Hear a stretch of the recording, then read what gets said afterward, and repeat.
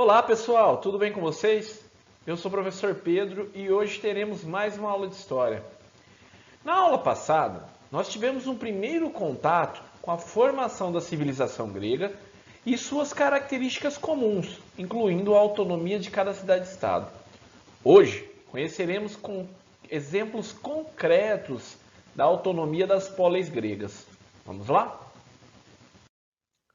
Para que vocês possam acompanhar aí da casa de vocês, eu peço que abram a apostila 3 na página 137.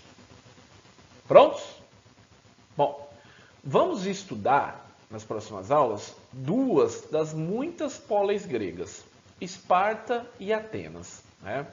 Estas eram cidades muito importantes no mundo grego. Elas tinham grandes rivalidades, porque eram muito diferentes entre si. Mas, algumas vezes, elas fizeram alianças militares para defender a Grécia de invasores. As diferenças e as semelhanças entre elas nos permitem verificar como cada cidade-estado tinha uma forma de organização própria, né? Embora partilhassem, né, alguns valores e hábitos comuns da cultura grega. Ok? Bom, Esparta, né, a terra de soldados. Vamos entender o seguinte: a cidade-estado de Esparta, ela foi fundada pelos dórios na península do Peloponeso, ok? Na região da Grécia chamada Lacônia. Então observe um mapinha aqui ao lado, né? Esparta fica aqui na região do Peloponeso, ok? Os indo-europeus que dominaram essa região eram os dórios, né, que já eram bastante ligados à guerra, né, eram povos então guerreiros, ok? Bom, então nessa região do Peloponeso, também conhecida como Lacônia. Detalhe, por essa razão, alguns textos chamam os espartanos, né, de lacônios ou lacônicos. Então é comum ver essa referência aos espartanos. Qual que era a principal atividade econômica dos espartanos? Era a agricultura, ok? Essa imagem aqui ao lado, né, nós temos o rei Leônidas, né, que governou os espartanos durante parte do século V a.C., ok? Um rei bastante importante para os espartanos. Bom, o grupo indo-europeu que chegou na região do Peloponeso foram os dórios. Lá, eles encontraram bastante resistência da população local e tiveram de lutar bastante para conquistar o território. Esse fato acabou resultando na organização social de Esparta, dando origem assim a diferentes grupos sociais. Agora nós vamos conhecer melhor esses grupos, ok? Aqui acima, né, num degrau acima, nós temos os esparcíatas, que eram descendentes dos dórios conquistadores. Eles possuíam as melhores terras, né, e comandavam a cidade. Já abaixo temos os periecos, né? Quem eram periecos? Eram descendentes dos grupos, né, que se renderam aos dórios sem muita resistência, então acabaram aceitando a dominação. Como que era a situação deles? Eles eram livres e podiam se dedicar à agricultura e ao comércio. E por último, no último degrau, nós temos os ilotas, que eram os descendentes das populações locais que resistiram à invasão e lutaram contra os dórios.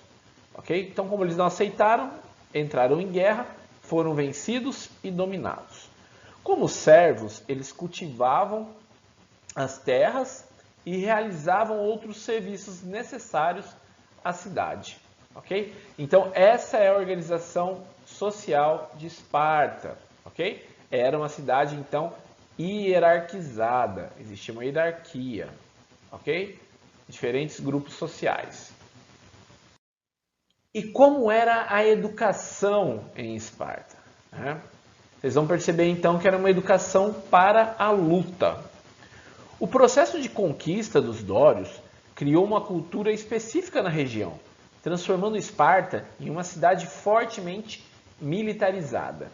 Os cidadãos espartanos, né, os esparcíatas, como vimos no slide anterior, eles passaram a ser educados para se tornarem guerreiros permanentes, visando controlar os ilotas e defender-se de ataques externos. Logo que nasciam, os filhos dos esparcíatas eram avaliados pelos gerontes, que eram os mais velhos, né? Se a criança tivesse alguma deficiência física ou fosse considerada muito frágil, né, um bebê que era muito magrinho, a criança era sacrificada, né, pois não seria um bom soldado. Isso no caso dos meninos. No caso das mulheres, não seria considerado uma boa reprodutora, ok? Então, para os homens era importante ao longo da vida se tornar um bom soldado e para as mulheres se tornar uma boa mãe, ok? As meninas eram educadas em casa. Elas aprendiam a ler, escrever, cantar e dançar. Mas também faziam muitos exercícios físicos, tá? Para que se tornassem fortes e gerassem filhos perfeitos. Já os meninos, eles viviam com os pais, né, com a família, só até os 7 anos. Entre os 7 anos e os 30 anos de idade, eles eram educados pelo Estado espartano. A sua preparação incluía o manejo de armas e todo tipo de exercício físico, muito deles feitos sob frio, intensos castigos e fome, ok?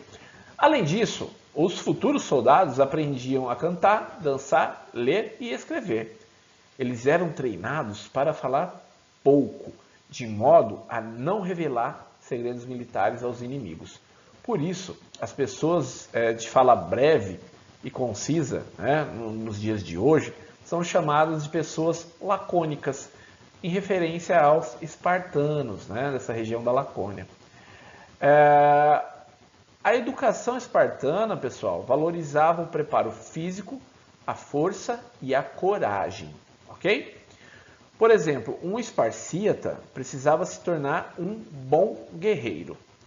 E esse longo processo de formação militar dos homens durava dos 7 aos 30 anos. Nessa ilustração que vocês podem ver ao lado, temos uma preparação, né, aulas de preparação de jovens espartanos. Preparações para a guerra, ok? Guerras médicas. O que seria isso, né, pessoal? Por que guerras médicas? Um dos episódios mais relembrados pelos espartanos como símbolo de seu espírito guerreiro ficou conhecido como os 300 de Esparta, que aconteceu durante as guerras médicas. Nele, né, nesse evento, nessa guerra, 300 guerreiros espartanos, auxiliados por outros gregos, detiveram milhares de persas, atrasando então os persas em sua invasão à Grécia e dando muito mais tempo a outras cidades-estado para que se organizassem, né, organizassem uma resistência.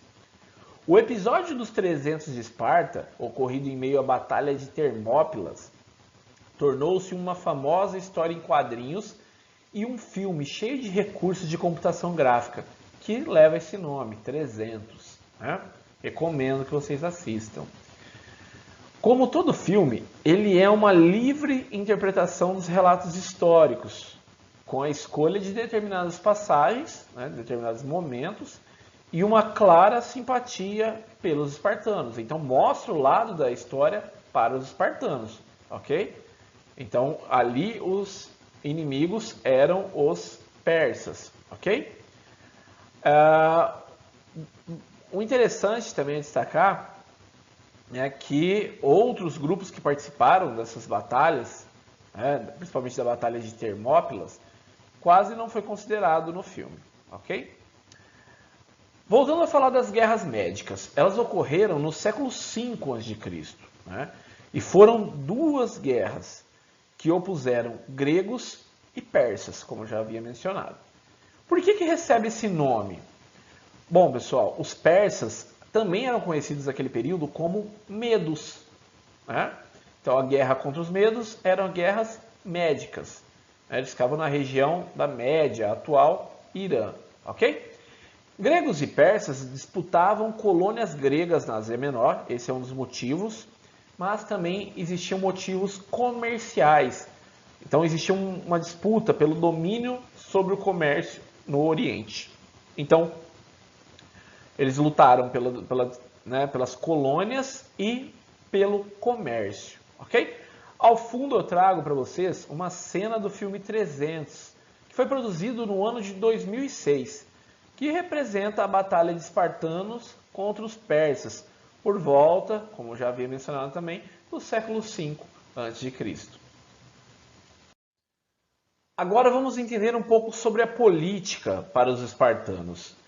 Observe esse título, política, mais que um, menos que muitos, né? Vamos tentar entender um pouquinho melhor sobre isso. Bom, ao completar 30 anos, os espartanos do sexo masculino se tornavam cidadãos. Então, a partir dos 30 anos, eles eram considerados cidadãos.